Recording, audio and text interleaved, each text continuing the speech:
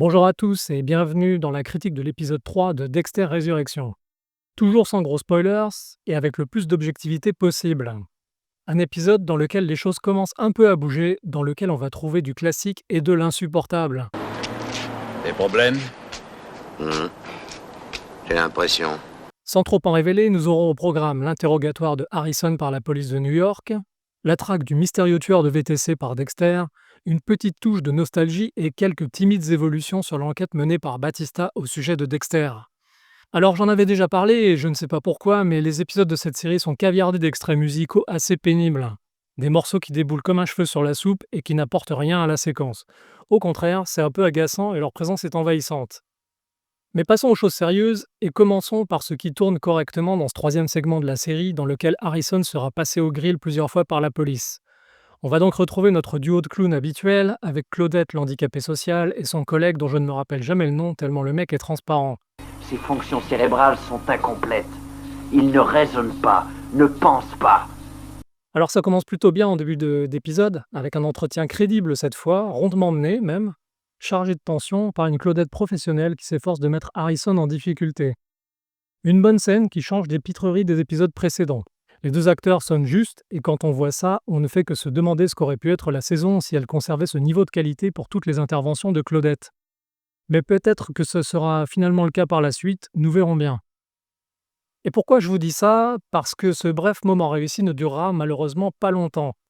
Les scénaristes ont dû se dire que trop de qualité pourrait nuire à leur projet, ils se sont donc empressés, tels des artisans appliqués, de nous concocter une des scènes les plus stupides jamais vues sur un écran de télé. Si vous êtes normalement constitué, ça devrait vous faire à peu près cet effet-là.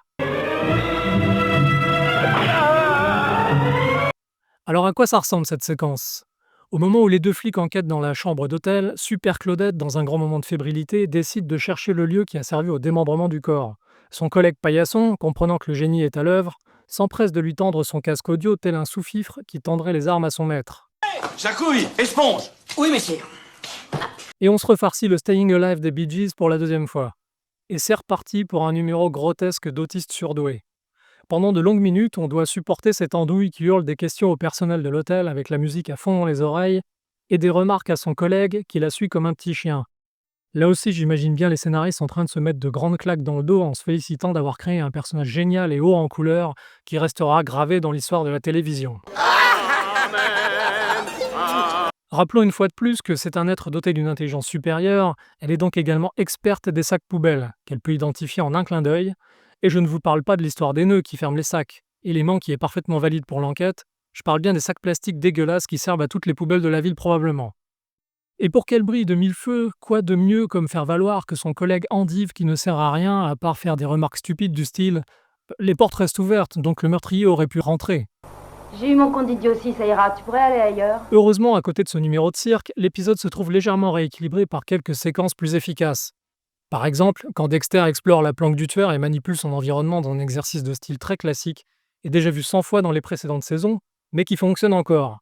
C'est aussi toujours un plaisir de retrouver l'ancien Dexter avec ses touches d'esprit habituelles dans des scènes correctement ficelées, comme par exemple lorsqu'un tueur va se rendre compte qu'il est tombé sur plus dangereux que lui. Classique et efficace, même si c'est du réchauffé.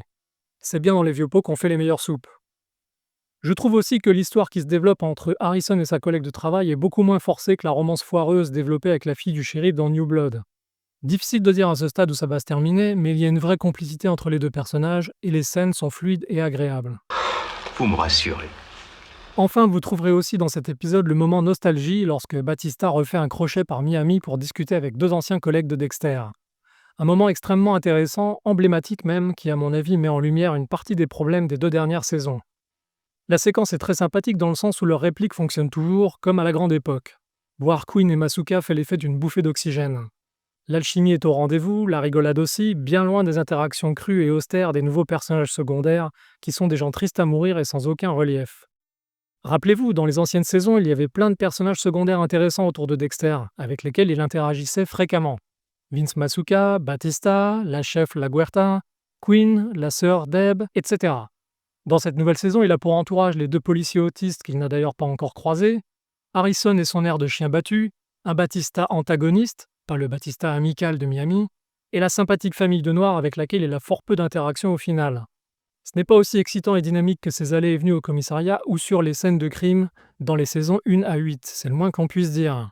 C'est même carrément sinistre si on prend en compte l'environnement glacial dans lequel il baignait pendant New Blood, la saison précédente. Qu'est-ce qu'on s'amuse ici? Pouh. Cette séquence de réunion d'anciens collègues représente à mon avis un choc entre deux mondes, un choc même entre deux époques. Et je pense que ce n'est même pas volontaire de la part des créateurs de la série, mais on peut voir la différence entre deux univers, le monde d'avant la modernité, entre guillemets, d'un côté, avec les anciens personnages hauts en couleur, politiquement incorrects, et le monde d'après, celui du wokisme à tout va, avec ses sales gueules fatiguées, ses valises sous les yeux, ses individus sans humour, ses vierges effarouchées pour un oui ou pour un non, et ses hommes esclaves au service des femmes. On peut ensuite se poser la question suivante. Vu la pauvreté du nouvel univers, est-ce pour cette raison qu'ils ont écrit cette caricature ambulante qu'est Claudette? Ça pourrait être une tentative de créer quelque chose de mémorable au milieu de toute cette grisaille new-yorkaise, au milieu de tous ces personnages secondaires aussi vivants qu'une horde de zombies. La question reste entière et j'espère que les épisodes suivants me donneront tort. J'espère que quelque chose de captivant en sortira. On peut toujours rêver. En résumé, ce 3e chapitre de Dexter Résurrection commence à donner quelques petits signes de vie sur un encéphalogramme jusqu'alors bien plat. Espérons que les choses continuent de s'améliorer dans la suite et que le véritable esprit de la série se réveille enfin. Bref, j'en resterai là pour aujourd'hui. N'hésitez pas à me laisser vos impressions de l'épisode en commentaire. Quant à moi, je vous donne rendez-vous pour l'épisode 4.